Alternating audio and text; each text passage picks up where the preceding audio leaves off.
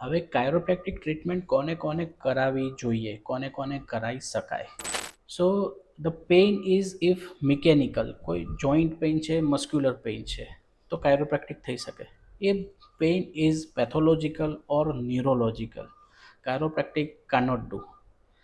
there are some red flag sign like પેશન્ટને ચાલવામાં તકલીફ છે, બોઇલ બ્લેડર ઇન્વોલ્વમેન્ટ છે, મસલનો પાવર ઓછો થઈ ગયો છે, તો it's a neurology.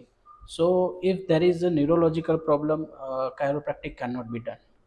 Chiropractic done for postural correction, correct the biomechanics. જે લોકોની આઈટી જોબ છે, લોંગ ટાઈમ સિટિંગ વર્ક છે, એના કારણે neck pain, back pain, shoulder pain આવતું હોય, કાયરોપ્રેક્ટિક એમાં હેલ્પ કરી શકે છે.